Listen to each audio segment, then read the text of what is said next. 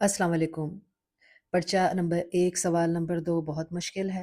आज ये वीडियो देख लें, आपका ये जो मुश्किल है वो बहुत आसानी से ख़त्म हो जाएगी।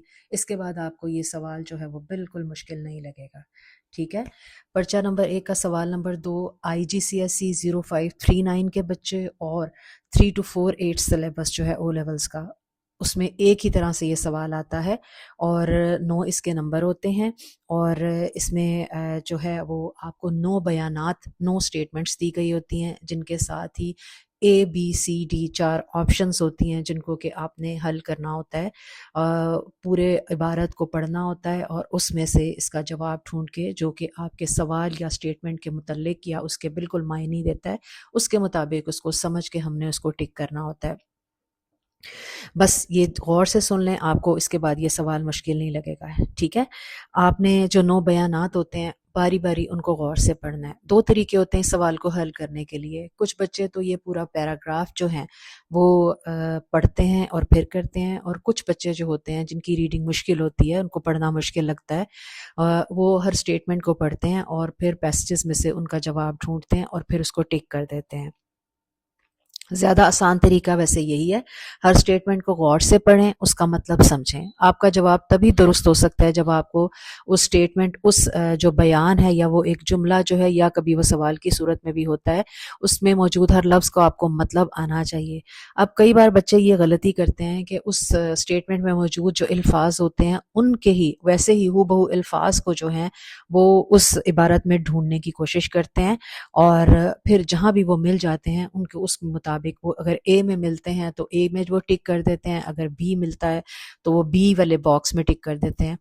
हर हमेशा ये तरीका ठीक नहीं होता। कभी कभार ऐसा होता है कि जो स्टेटमेंट का जो मतलब होता है उसके मुतबादिल बिल्कुल जो अल्फाज होते हैं वो आपको इबारत में उस तरह नहीं मिलते, हमें उसके जिस कॉन्टेक्स्ट में वो यूज़ किया होता है हमें उसमें समझने होते हैं। तो गौर से समझने के किस तरह से आपने इस इबारत को समझ के करना होता है। पहली बात तो ये है कि आपने तमाम जो स्टेटमेंट्स होती हैं बारी बारी उनमें से हर एक को गौर से पढ़ना है, मुश्किल अल्फाज को समझने की कोशिश करनी है, और जब आपको उसका जवाब आपके इबारत में मिल जाता है तो उसको अंडरलाइन करें। रफ वर्क करना बहुत ज़रूरी है। मैं बार बार इस चीज़ पे ज़ोर देती हूँ कि रफ वर्क ज़रूर करें। जब आप रफ वर्क करते हैं तो फिर गलती की गुंजाइश बहुत ही कम रह जाती है। और साथ साथ फ़ौरन टिक मत करें, क्योंकि अगर आप साथ ही पढ़ते हैं और साथ ही टिक कर देते हैं तो वो बहुत ज़्यादा इम्कानात हैं कि वो गलत भी हो जाता है, क्योंकि जब आप अगले बयान पे या हो सकता है आखिरी बयान पे जाएं तो आपको फिर एकदम से महसूस हो कि नहीं, ये तो मैंने उसका जवाब बनता था। बेहतरीन तरीका ये है कि बारी बारी तमाम बयानात को पढ़ें। इबारत में ए बी सी डी के जो 4 पैराग्राफ दिए गए होते हैं उनको, उनमें से जिसके अंदर भी आपको सही लगता है या तो उस जुमले को हाईलाइट कर लें या अंडरलाइन करके 1 2 3 4 बना लें, और जब 9 के 9 बयानात आपको पढ़ के उसको अपनी इबारत के अंदर अंडरलाइन कर लें या हाईलाइट कर लें तो फिर उनको एक बार डबल चेक करें, और उसके बाद ही अपनी जब आपको अच्छी तरह यकीन हो जाता है तभी आप अपना जो है वो उसके इबारत जो ए बी सी डी के 4 बॉक्सेस हैं उनको जो है वो आप उसमें से जो सही वाला आपको लगता है उसमें आप उसको टिक कर दें। अब यहाँ पर ये भी एक तरीका है कि कई बच्चे जो हैं वो जल्दबाजी में करते हैं, तो पहले वो एक बॉक्स में टिक करते हैं और थोड़ी देर बाद उनको एहसास होता है कि शायद ये ठीक नहीं हुआ, तो फिर वो उसको काट के दूसरे बॉक्स को कर देते हैं। मार्किंग स्कीम्स के अकॉर्डिंगली आपको ये छूट है कि आप एक बार काट के दूसरे को लिख सकते हैं, लेकिन मैं हमेशा कहती हूँ कि रिस्क वाला काम नहीं करना। आपने आपने हमेशा पूरा गारंटी वाला काम करना है, और गारंटी वाला काम यही है जो अभी आपको बताया गया है, ठीक है? आपने कभी भी एक बॉक्स को काट के दूसरे को टिक नहीं करना है, इससे आपकी खुद एतमादी की कमी ज़ाहिर होती है। अगर आप रफ वर्क करते हैं तो फिर आपका काम जो है वो बिल्कुल भी गलत नहीं होगा, ठीक है? फिर एक और बात है कि आपके बॉक्सेस जो हैं उनके अंदर जो है वो टिक करना है और बहुत ही नीट साफ सुथरे तरीके से करना है। आपका टिक जो है बॉक्स से बाहर ना आए, और अगर आप गौर करेंगे तो आपके सवाल में सबसे ऊपर सबसे जो पहले है वो एक मिसाल जो है वो करके टिक करके भी दिखाई गई है। आप उसको देख सकते हैं ताकि आपको बिल्कुल क्लियरली अंदाज़ा हो जाए कि किस तरह से आपने टिक करना है, ठीक है? तो अब अगर आप इन तमाम बातों पर अमल करेंगे तो ये सवाल आपके लिए बिल्कुल मुश्किल नहीं रहेगा। अब अगर आपने, कुछ बच्चे कहते हैं कि जी ہمیں سوال اس کو جو اسٹیٹمنٹ ہے اس کی سمجھ نہیں آتی. تو یہاں پر ایک مثال جو ہے وہ میں نے دی ہوئی ہے کہ جیسے خیر حاضر نہ ہونا یا اسکول ہرگز چھٹی نہ کرنا، ان دونوں کا معنی ایک ہی بنتا ہے. تو ہمارا جو فوکس ہونا چاہیے، ہماری جو توجہ ہونی چاہیے، ہمیں اس بات کا خیال رکھنا ہے کہ ہم نے جو ہے وہ اس بات پہ غور کرنا ہے کہ ہم نے معنی کا خیال رکھنا ہے. ہم نے لفظ نہیں تلاش کرنے، ایک جیسے لفظ تلاش کرنے سے زیادہ ضروری ہے کہ ہم معنی اس کے مطابق ڈھونڈیں کہ کس میں کس معنی پہ ہے. اگر آپ معنی کے حساب سے کام کرو گے تو پھر کبھی بھی غلطی نہیں ہوگی. ٹھیک ہے. اس کے بعد آ جاتا ہے کہ جی آپ نے جیسے میں نے پہلے بھی آپ کو بتایا کہ اگر آپ رف ورک بناؤ گے تب بھی غلطی کی جو ہے وہ امکانات جو ہے وہ بہت کم ہو جائیں گے. عبارت کے اندر پورا غور سے پڑھ کے آپ نے نشان لگانے ہیں، ڈبل چیک کرنا ہے، اور پھر بہت ہی صاف ستھرے نیٹ طریقے سے آپ نے جو ہے ABCD کسی کو بھی آپ نے ٹک کرنا ہے. ٹھیک ہے. جب آپ کی رف ورک کی تسلی ہو جائے اسی کے بعد فائنل نشان لگائیں.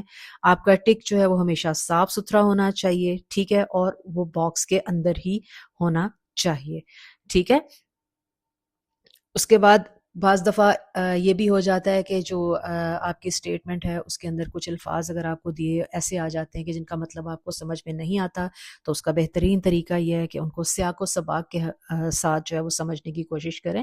سیاق اور سباق کہتے ہیں کہ جو بھی آپ کی وہ لائن ہے، جملہ ہے، اس کو عبارت میں کس کانٹیکسٹ میں یوز کیا گیا ہے، یعنی اس سے کچھ پہلے کی باتیں پڑھیں، کچھ بعد کی باتیں پڑھیں، آپ کو اس طرح سے سمجھ آ جائے گی. اور ایک اور بات بہت ہی اہم میں آپ کو بتا دوں کہ جن بچوں کو لگتا ہے کہ ان کو کوئی ایک بیان ایسا ہے، کوئی ایک اسٹیٹمنٹ ہے جس کا کہ ان کو جواب بالکل بھی سمجھ نہیں آ رہا، پریشان ہونے کی ضرورت نہیں ہے. آپ اس کو وقتی طور پہ چھوڑ دیں، باقی تمام جو عبارات ہیں، جو باقی اس کو عبارات میں سے ان کو ڈھونڈ کے کریں. تو پھر آپ کو امید ہے کہ جب آپ باقی اسٹیٹمنٹس کے ساتھ کام کریں گے تو آپ کو اس کا بھی ضرور جواب مل جائے گا. ٹھیک ہے. مجھے امید ہے کہ آپ کو کافی حد تک یہ سوال اب جو ہے آسان لگنے لگ جائے گا. اب اس کو میں آسان الفاظ میں بتاتی ہوں. سب سے پہلے آپ نے ہر اسٹیٹمنٹ کو غور سے پڑھ کے اس کا مطلب سمجھنا ہے. اگر آپ کو اسٹیٹمنٹ کا مطلب نہیں آئے گا تو آپ اس کا عبارت میں کہاں پر استعمال ہوا ہے آپ وہ نہیں ڈھونڈ پائیں گے. اسٹیٹمنٹ کو غور سے پڑھیں، عبارت میں جائیں، جہاں پر آپ کو لگتا ہے کہ اس کا یہ جواب ملتا ہے یا یہ اس کا ہم معنی جو وہ ہم ڈھونڈ رہے ہیں وہ ہے، اس کو انڈر لائن کریں یا ہائی لائٹ کر دیں، اور ساتھ میں اس جو اسٹیٹمنٹ کا نمبر ہے اس کو لکھ دیں. ٹھیک ہے. اسی طرح سے پوری 9 کی 9 جو ہیں وہ آپ بنا لیں، اور رف ورک تیار جب ہو جائے پھر ایک بار ڈبل چیک کریں، اور اس کے بعد پھر بہت ہی صاف ستھرے طریقے سے ہر ڈبے کے اندر، باکس کے اندر A B یا C یا D جس کو بھی آپ نے ٹک کرنا ہے اس کو کریں. کوشش آپ کی یہ ہونی چاہیے کہ آپ کو کبھی بھی کاٹ کے دوبارہ لکھنے کی ضرورت نہ پڑے، تاکہ صاف ستھرا کام جو ہے وہ آپ کے ایگزامینر کو بہت ہی پسند آتا ہے. اور اس طریقے پر اگر آپ عمل کرتے ہیں تو انشاءاللہ آپ کو 9 میں سے 9 نمبر جو ہے وہ پورے مل جائیں گے. ٹھیک ہے. اگر کوئی چیز رہ گئی ہو، کوئی آپ کے ذہن میں سوال ہے جس کا میں جواب نہیں دے پائی، تو آپ ویڈیو میں کامنٹ کریں، آپ کو ضرور اس کا میں جواب دوں گی. ٹھیک ہے. بہت شکریہ. اللہ حافظ.